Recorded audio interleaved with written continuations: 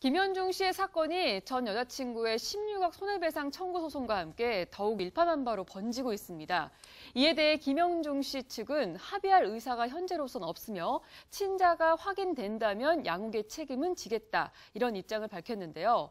끊임없는 진실 공방이 이어지고 있는 김현중 씨 사건의 전말을 최영일 문화평론가 알아보겠습니다. 네, 안녕하세요. 안녕하세요.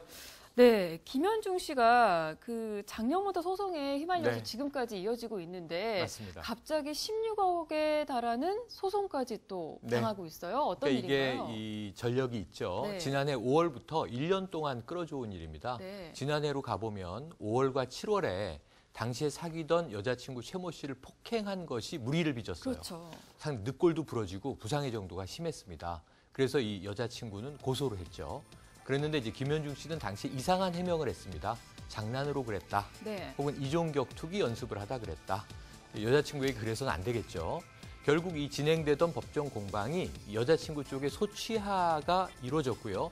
그럼에도 불구하고 이것은 폭행, 폭력이었기 때문에 벌금형을 받았습니다. 네. 그리고 이제 종료되는 듯 했는데 연말에 크리스마스 밀회 소식이 전해졌어요. 그러니까 다시 만나서 네. 잘 지내고 있다. 맞습니다. 라는 보도를 본 것 같아요. 맞습니다. 그래서 네. 이 법정 공방 과정에서 오해가 풀렸고 다시 사랑하는 사이로 재결합을 했다. 네. 그랬는데 올 초가 돼서 임신 소식이 전해진 거죠. 그렇죠. 그리고 결혼설이 나왔습니다.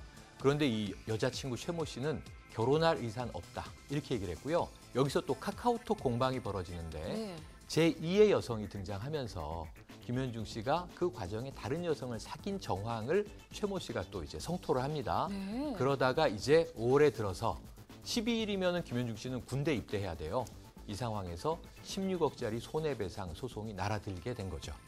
네, 그게 좀 마무리가 잘 되나 싶었는데 네. 이 16억이란 소송이 또 제기가 되면서 네. 좀 많은 분들이 궁금해하시는데 이 정도면은 법정 공방에서 얼마 정도가 판결이 가능한 금액인가요? 네, 그러니까 16억을 이 전 여자친구죠. 최모 씨는 심리적, 물리적 여러 가지 고통, 또 임신에 따른 본인의 이제 피해, 네. 이런 것들로 이제 소송을 한 것으로 보여지는데 네. 법조인들에게 제가 알아보니까요. 이게 법정 공방에서 아무리 이 여성 측에 유리하게 되더라도 네. 1억 정도가 최고 액수라고 합니다. 16억은 좀 네. 과하다. 많이 과한 거죠. 우리나라 지금 현재 상황에서는. 네네. 해외의 경우에는 몇백억대 소송도 있는데 네. 국내에선 16억은 인정받기 정말 어려운 금액이고 인지대만 600만 원이 넘는다고 해요. 네. 그런데 이제 알면서 왜 16억을 했느냐? 네. 이것은 김현중 씨가 자신에게 그만큼 고통을 줬다는 상징적인 금액일 것이다. 소송에서 승소하더라도 한 1억 내외를 받으면 상당히 많이 받는 것이다. 이런 얘기를 하더라고요. 그렇군요. 네.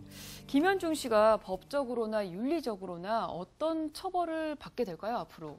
그러니까 이건 지금 민사소송입니다. 네. 이 형사적으로는 벌금 500만 원형을 이미 받고 폭행 부분은 이제 지나간 거고요. 네. 이 부분은 여성이 당신 때문에 힘들다.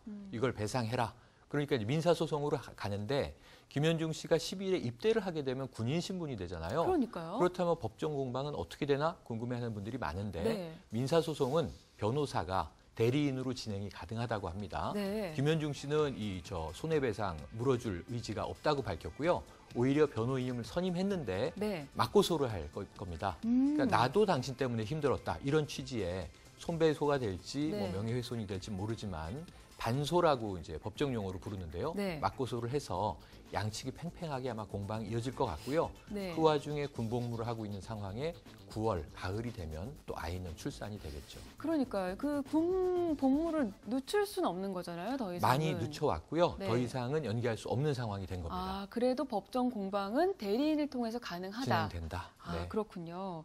이게 거의 한 딱 1년이 되도록 구설과 파장이 끊이지 맞습니다. 않고 있는 네. 사건인데 앞으로 좀 김현중 씨가 어떻게 대처를 해야지 좀 유연하게 사건을 풀어갈 수 그 있을까요? 대목이 가장 중요한 네. 건데요. 김현중 씨 한류 스타인데 이미지가 그러니까요. 계속 허물어지면서 여러 가지 이제 직업적인 손실도 크죠. 네. 그리고 또 여자친구의 인간적인 고통도 물론 문제가 있고 그럼요. 태어나는 아이가 가장 중요하죠.